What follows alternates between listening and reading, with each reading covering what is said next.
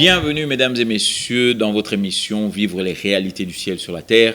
Je me présente, je suis le pasteur André et nous avons comme règle d'or sur ce plateau que Jésus-Christ est Seigneur et la parole de Dieu est l'autorité finale. Alors, nous allons continuer là où nous étions hier et nous sommes arrivés dans ce chapitre qui est de savoir qu'est-ce que la foi. Qu'est-ce que la foi? La foi, c'est quoi? Nous entendons beaucoup de gens dire « Oh, je suis dans la foi, mais ils vont à l'hôpital et puis ils meurent. Nous entendons des gens dire « Je suis dans la foi », mais quand il arrive à l'église, c'est toujours « Oh, pesa ngambongo pona taxi, oh, pesa boye ». Mais lorsque nous regardons la foi, nous allons voir que les gens dans la Bible, quand ils allaient à Dieu avec la foi, ils sortaient de la présence de Dieu avec ce qu'ils cherchaient. Alléluia. La foi est l'élément qui bloquait les réalités du diable ou bien les réalités de la malédiction dans la vie des enfants de Dieu. Vous vous rappelez lorsque les apôtres étaient dans le bateau, voici que le vent et les vagues ont commencé à remplir le bateau. La Bible dit qu'ils ont réveillé Jésus. Jésus-Christ est sorti, il a arrêté le vent, il a arrêté les vagues. Et puis qu'est-ce qu'il a dit? Il a dit, mais vous, gens de peu de foi, comment? Donc c'est-à-dire que la foi pouvait arrêter les eaux et la foi pouvait arrêter le vent. La foi est une puissance que Dieu nous a donnée pour accomplir ce que lui seul peut accomplir sur la terre. Écoute-moi bien encore. La foi est la puissance que Dieu nous a donnée qui peut nous permettre d'accomplir ce que Dieu lui-même pourra accomplir. Alors, comme je vous le disais, que la foi, c'est la force la plus potente ou bien la force la plus puissante dans tout l'univers. Alléluia. Vous allez voir que certaines personnes, même bien qu'ils ne connaissaient pas Dieu, lorsque vous lisez les histoires de ce monde, des grands créateurs de ce monde, vous allez voir que c'était par une certaine conviction qu'ils ont construit ces choses-là. Bien sûr, là, je ne suis pas en train de parler de cette foi naturelle, mais rien que dans la naturelle, si vous êtes vraiment convaincu à faire quelque chose, vous pouvez changer les choses. Vous pouvez changer les choses. Nous avons vu un pays comme Singapour qui est sorti de la colonisation et aujourd'hui est devenu une des plus grandes puissances financières et économiques de ce monde. Nous voyons le Japon après Hiroshima. Le Japon est remonté parce qu'il y avait des gens qui étaient convaincus. Alléluia. Et le dictionnaire de ce monde aussi, quand il parle de la foi, il parle de l'être convaincu d'une réalité, d'une chose. Alléluia. D'où ce qui fait que si nous apprenons à utiliser la foi, mon frère, ma soeur, nous pouvons non seulement changer notre vie, mais nous pouvons aussi changer la vie de l'environnement où nous sommes, et nous pouvons impacter le pays, la ville, et nous pouvons impacter le monde entier. Ce n'est pas ce que Jésus-Christ a fait. Alléluia. Voici que Jésus-Christ est mort il y a de cela plus de 2000 ans. Mais voici que la Bible dit quoi? Qu'est-ce que dit la Bible? La Bible dit que jusqu'à aujourd'hui, on parle toujours de Jésus. C'est pas vrai? Et cet homme de Jésus a marché par la foi. Alléluia. Je vais vous montrer que Jésus-Christ a marché par la foi. Plus que la Bible nous dit, rappelez-vous dans Hébreu 11 au verset 6, la Bible nous dit que or sans la foi, il est impossible de lui plaire. Amen. Sans la foi, il est impossible de lui plaire.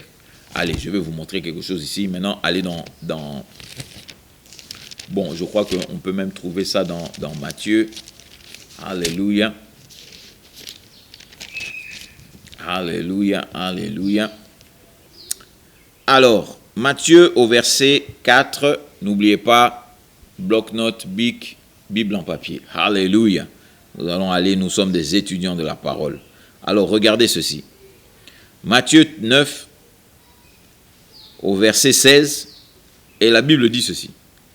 Et Jésus, ayant été baptisé, monta aussitôt, s'éloignant de l'eau, et voici, les cieux furent ouverts, et il vit l'Esprit de Dieu descendant comme une colombe et venant sur lui. Le verset 17 nous dit ceci. Et voici une voix qui venait des cieux disant, celui-ci est mon fils bien-aimé, en qui j'ai trouvé tout mon plaisir. Alléluia. En qui j'ai trouvé tout mon plaisir. Alléluia. Et on va faire un petit flip-flop. Retournons maintenant dans Hébreu. Hébreu 6. Hébreu 6, alléluia. Hébreu 11, verset 6. Alléluia. La Bible dit, voici mon fils bien-aimé en qui j'ai trouvé tout mon plaisir. Ça, c'est Darby qui dit ça. Peut-être que lui, second est un peu différent, mais vous allez voir que l'idée est la même. La Bible dit que Dieu a trouvé tout son plaisir dedans. Tout son plaisir au-dedans de Jésus. Mais voici que maintenant, il nous révèle dans Hébreu 11, au verset 6, il nous dit quoi? Or, sans la foi, il est impossible de lui plaire. Alléluia. Sans la foi, il est impossible de lui plaire. Mon fils, en qui j'ai trouvé tout mon plaisir. Alléluia. Donc, en d'autres termes, Jésus devait vivre par la foi, mon frère. Amen. Jésus devait vivre par la foi. Parce qu'il est impossible de plaire à Dieu sans la foi. Et voici qu'en Jésus, il avait tout son plaisir dedans. Donc, c'est-à-dire que Jésus vivait pleinement dans la foi. Amen. Alléluia. Amen. Donc, nous étions en train de dire simplement que la foi emmène le divin dans le terrestre. La foi emmène le divin dans le terrestre. Elle prend du spirituel et emmène dans le physique. Elle prend du spirituel, elle emmène dans le physique. Et j'étais en train de vous expliquer que la foi est la force qui te met au même niveau que Dieu. Soyez attentifs. La foi t'emmène au même niveau que Dieu. C'est-à-dire que Dieu est ici, toi tu es là. Vous êtes un, comme la Bible le dit dans Genèse 1 au verset 26, elle dit « Faisons l'homme à notre image et à notre ressemblance. » À notre image et à notre ressemblance. Pendant des années, j'ai cru que l'image et la ressemblance, c'était la même chose. C'est faux. L'image parle d'identité. L'image parle d'identité. Mais la ressemblance parle de la capacité. Alléluia. La capacité, c'est-à-dire que ce que moi je suis capable de faire, lui aussi est capable de faire. Mon frère, ma soeur, lorsque tu te regardes dans le miroir, ce n'est pas une autre personne. Lorsque tu te regardes dans le miroir, c'est toi que tu vois. C'est toi que tu vois. Et c'est toi qui dois agir. Alors, maintenant, il dit simplement que dans la foi, tout est possible. Marc 9, 23. Amen. Écris-le sur ton bloc-notes. Marc 9, 23. Tout est possible à celui qui croit. Marc 10, 27, il dit tout est possible à Dieu. Donc celui qui croit et Dieu, beau. Tous les deux se retrouvent dans le domaine de la foi, ils sont égaux. Alléluia, ils sont égaux. Toi tu vas me dire, ah, pasteur, vous voulez dire vraiment que moi je peux être comme Dieu? Ok, ça va. Je vais te montrer maintenant une parole que Jésus-Christ lui-même a dit. Pas moi, hein, mais Jésus-Christ a dit. Allons dans Jean 14, alléluia. Jean 14, gloire à Dieu. Jean 14, au verset 12. Jean 14, verset 12. Alléluia. Je vous lis ça à partir de ma Darby. La Bible dit ceci. En vérité, je vous dis, celui qui croit en moi fera lui aussi les œuvres que moi je fais. Et il en fera de plus grandes que celles-ci, parce que moi, je m'en vais au Père. Amen. Alléluia. Qu'est-ce que Jésus-Christ est en train de dire ici? Que toi, tu pourras faire ce que lui, il fait. C'est pas ça? Et tu pourras faire ce que lui, il fait. Alléluia. Mais avec les études que nous venons de faire, la découverte que nous avons découverte, pour faire ce que Jésus-Christ a fait, papa, tu dois vivre par la foi. Pour faire ce que Jésus-Christ a fait, tu dois vivre par la foi. C'est pour ça que ta chrétienté, pour l'instant, elle est nulle et caduque. Elle n'impressionne personne.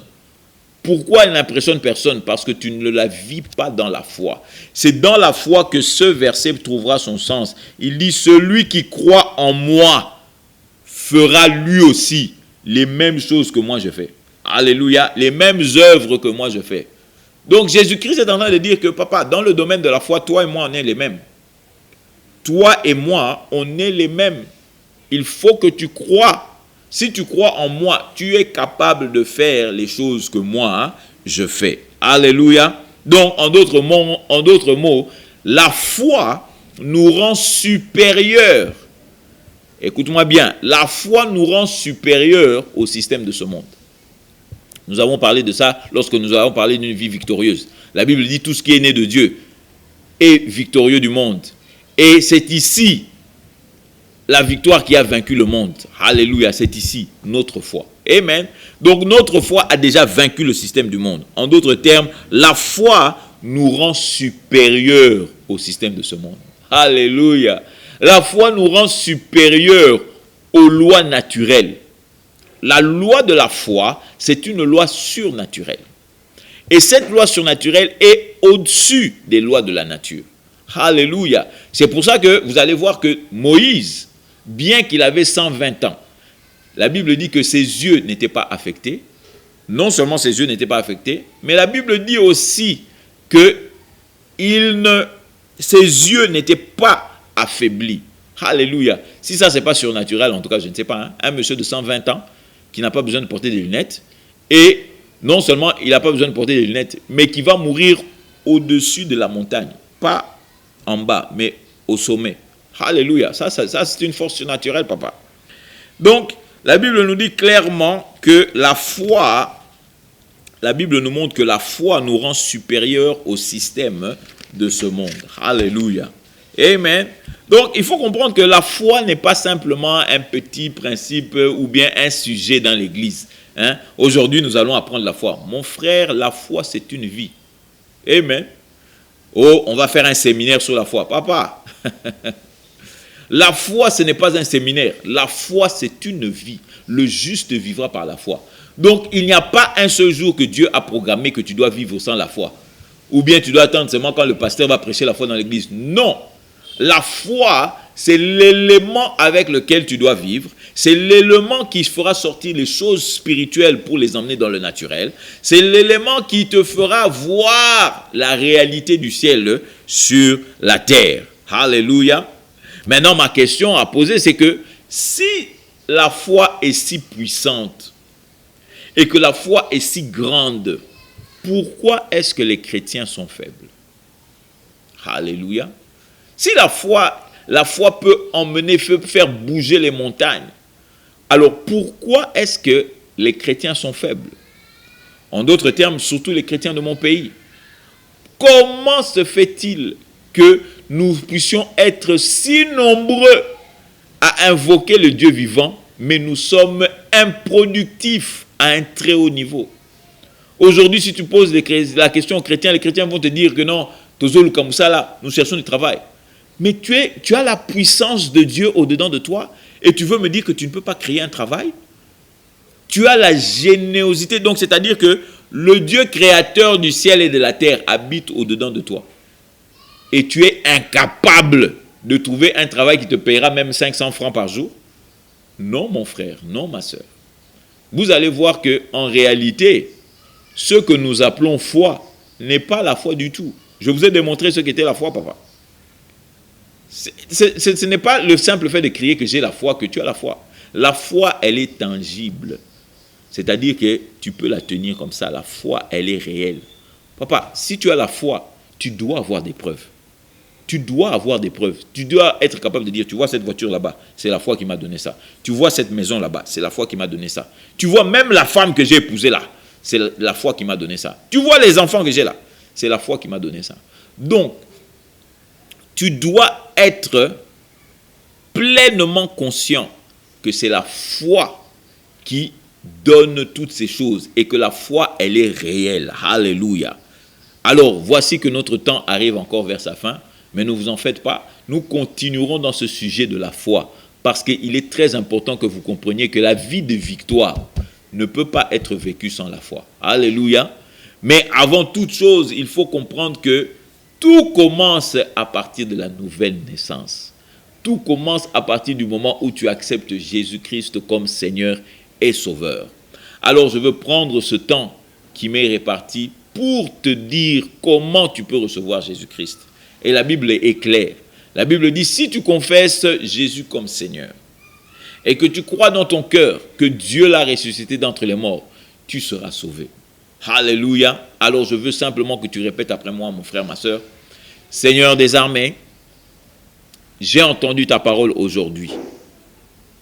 Et je crois que tu es le Dieu Tout-Puissant. La Bible déclare que si je confesse Jésus-Christ comme Seigneur par ma bouche et que je crois dans mon cœur que Dieu l'a ressuscité d'entre les morts, je serai sauvé. Alors maintenant, papa, je confesse par ma bouche que que Jésus-Christ est mon Seigneur. Et que toi, Dieu, tu l'as ressuscité d'entre les morts afin que moi, je puisse être sauvé. Alléluia. Alors, par rapport à ta parole, la Bible dit que je suis sauvé si je l'ai fait. Alors, j'accepte ton salut dans le nom de Jésus. Amen. Amen, mon frère. Amen, ma soeur. Si tu as fait cette prière d'un cœur sincère, la Bible dit qu'aujourd'hui, tu fais partie de la famille de Dieu. Alors, je t'encourage à trouver une bonne église, un endroit où tu pourras aller évoluer et surtout là où Jésus-Christ est reconnu comme Seigneur, afin que tu puisses commencer à vivre la réalité du ciel sur la terre. Si tu n'as pas d'endroit où aller, nous avons un numéro sur l'écran. Tu peux nous appeler et nous allons essayer de rentrer en contact, te conduire, te diriger vers de bonnes églises ou, si tu es dans les alentours, à venir prier avec nous. Alors, je suis le pasteur André, vous rappelant que Jésus-Christ est Seigneur et surtout que la parole de Dieu reste et sera toujours l'autorité finale. À nous revoir et à la prochaine. We clap our hands in the sanctuary. We clap our hands to give you the glory. We clap our hands to give you the praise. And we will praise you for the rest of our days. Yes, we will praise you for the rest of our days.